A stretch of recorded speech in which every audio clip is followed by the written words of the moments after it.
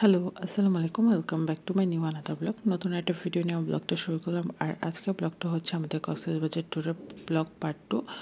তো আমাকে সকাল 9:30 বাজে কলাতলিতে নামিয়ে দেওয়া হয়। তো সেখান থেকে আমরা শালিক রেস্টুরেন্ট থেকে আমাদের সকালের নাস্তাটা শেষ করি। তারপর আমরা চলে যাই আমাদের হোটেলে। তো আমাদের হোটেলটা ছিল সুগন্ধা পয়েন্টে। সেখানে আমাদের আগে থেকেই হোটেল বুক করা ছিল।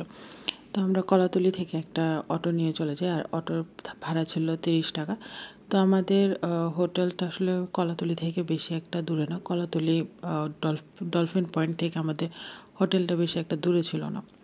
তো এই তো চলে আসলাম আমাদের হোটেলে। আমাদের হোটেলটা ছিল দ্য বে মেরিনা। তো এখানে আমরা একটা কাপল রুম বুক করি। তো এই তো চলে আসলাম, আর আমরা হোটেলে 10:30টার দিকেই ঢুকে যাই। তো যাওয়ার পর আমাদের যা ফর্মালিটিসগুলো করা ছিল আমরা সেগুলো করে ওয়েট করাতে চেয়েছিলাম। তো এসে দেখি যে আমাদের রুমটা আগে যারা ছিল তারা অলরেডি রুম ছেড়ে দিয়েছে। তো তারপর আমরা আমাদের রুমটা পেয়ে যাই। তো এখানে আপনাদের ভাইয়া রিসেপশনে কথা বলতেছিল, কথা বলেছে এখানকার যে ফর্মালিটিসগুলো ছিল সেগুলো করে নিচ্ছিল।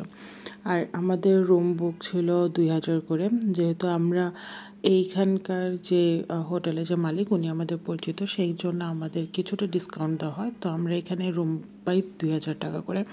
তো আমরা 2 দিনের জন্য রুম বুক করি। তো এইখানে আমরা এই যে আপনাদের ভাইয়া তার কার্ডগুলো সব ফর্মালিটিসগুলো করে নিচ্ছে। তো এরপর আমরা আমাদের রুমে চলে যাব। সব ফর্মালিটিসগুলো কমপ্লিট করার পর দেন আমরা রুমে চাবি নিয়ে চলে যাই আমাদের রুমে। তো এই তো আমাদের সাথে একজন লোক দেওয়া হয় আমাদের রুম পর্যন্ত যাওয়ার জন্য। তো আমরা চলে যাচ্ছিলাম আমাদের রুমে। তো আমাদের রুমটা ছিল লিফটের 7। তো S8-এ ছিল আমাদের রুমটা। তো এই রুমটা একটা কাপল রুম, দেখতে অনেকটা সুন্দর, একটা খুব সাজানো গোছানো একটা রুম। আমার কাছে খুব ভালো লেগেছিলো। আর যদিও বা আমি এই রুমটার একটা ভিডিও করেছিলাম, অবশ্যই এখন আমি ভিডিওটা খুঁজে পাচ্ছি না। তো আপনাদের সাথে আমি যতটুকু পরবর্তীতে নেওয়া হয়েছে আমি সেই ভিডিওটাই এখানে আপনাদের সাথে শেয়ার করে নিচ্ছি। তো এইটা ছিল আমাদের বিকেলের বের হওয়ার ভিডিও। তো আমরা সকালবেলা এসে ফ্রেশ হয়ে তারপর আমরা একটু ঘুমিয়েছিলাম, কেননা সারা রাত জার্নি করার পর আমার শরীর খুবই খারাপ লাগতেছিলো। মানে জার্নি করতে অনেকটা দিন পর আমি আসলে এতটা লং জার্নি করেছিলাম। তো সেই জন্য আমার কাছে খুব খারাপ লাগতেছিলো। তো এসে আমি ফ্রেশ হয়ে একটু ঘুমিয়েছিলাম। তো আমরা আসরের পর পরে বের হয়েছি। বের হওয়ার পর এখন আমরা কিছুটা নাস্তা করব, নাস্তা করে দেন আমরা একটু ঘুরবো। তো এই দোকানগুলো ছিল সুগন্ধা পয়েন্টে। এখানে এগুলো ছিল রোড সাইড দোকানগুলো। তো আমরা যেহেতু আজকে শুধুমাত্র ঘুরবো, তাই এখানে আমরা কিছুটা ভিডিও করে নিয়েছিলাম। তো এখানে শামুকের দোকান ছিল, সাথে আচারের দোকান, তারপর ছিল মুক্তার বা অর্নামেন্টের যে দোকানগুলো, সাথে কিছুটা ড্রেসের দোকানও ছিল, গার্মেন্টসের দোকানগুলো আসলে। তো এই সব কিছু মিলিয়ে আসলে এখানে খুব সুন্দরভাবে রোড সাইডের দোকানগুলো সাজানো হয়েছে। আর দূর থেকে একটা সি ফুডের গন্ধ আসতেছিল, যদিও বা আমার কাছে গন্ধটা বেশি একটা ভালো লাগতেছিল না। তো আমি এখানে আস্তে আস্তে হাঁটতেছিলাম আর আপনাদের জন্য একটু ভিডিও করতেছিলাম। তো এই যে এই শামুকের যে ডোর জারগুলো, এগুলো আমার কাছে খুবই ভালো লাগে, কিন্তু এগুলো দেখা যায় যে অল্প কিছুদিন পর শামুকগুলো যখন শুকিয়ে যায় তখন ঝরঝর করে সব ভেঙে পড়ে যায়। তো এই জন্য আসলে এগুলো আমি কিনতে চাইনি, কিন্তু আপনাদের ভাইয়ার অনেক ইচ্ছে ছিল কিনার। তো আমি এগুলো আগেই ইউজ করেছিলাম, সেই জন্য আসলে আমার আর কিনতে ইচ্ছা করেনি। তো এটা ছিল সুগন্ধা পয়েন্টের রোড সাইড একটা দোকান। এখান থেকে আমি খাবারের ভিডিওগুলো করতেছিলাম, আর এখান থেকে সি ফুডের খুব বাজে গন্ধ আসতেছিলো, যার কারণে আমার আসলে ভালো লাগতেছিল না। আমি এসেছিলাম এখান থেকে সি ফুড খাওয়ার জন্য, কিন্তু ওদের মাছগুলো থেকে এত বাজে একটা গন্ধ আসতেছিলো, তো সেই জন্য আর আমি এখানে বেশিক্ষণ আসলে দাঁড়িয়ে থাকতে পারিনি। তারপর এখানে আমি কিছুটা ভিডিও করে নিয়েছিলাম এখানকার অক্টোপাসগুলো। আর অক্টোপাসটা আমি এই ফার্স্ট টাইম আমি নিজে দেখেছি। আর ফার্স্ট টাইম লবস্টারগুলো আমি ফার্স্ট টাইম দেখেছি, স্কুইডগুলো। তারপর এখান থেকে আপনাদের ভাইয়া চেয়েছিল কিছুটা টুনা ফিশ ফ্রাই খাওয়ার জন্য, বারবিকিউ করার জন্য, কিন্তু ও আসলে এখানকার মাছগুলো দেখে বেশি একটা পছন্দ করতে পারেনি।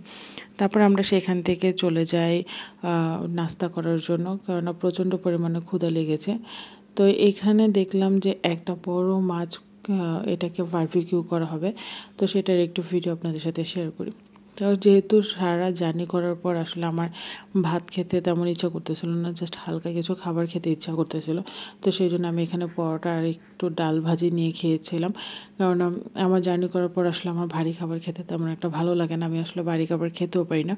তো সেই জন্য আমরা এখান থেকে পরোটা ডাল ভাজির সাথে চা খেয়ে নিয়েছিলাম। খাওয়ার পর দেন আমরা চলে গিয়েছিলাম বিচে। আর যখন বিচে আসি তখন দেখি যে বিচে তখন সমুদ্রতে জোয়ার লেগেছে। তো জোয়ার লাগার কারণে আসলে খুব বড় বড় ঢেউ আসতেছিল। আর যতটুকু পানি থাকার কথা তার থেকে অনেকটা উপরে পানি চলে আসছে।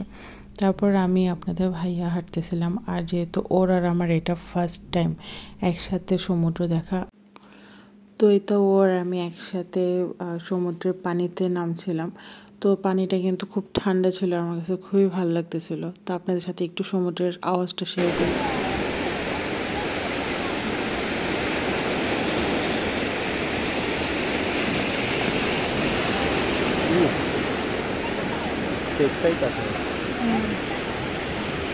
জোয়ার মনে হয়। হ্যাঁ, এখন তো জোয়ার।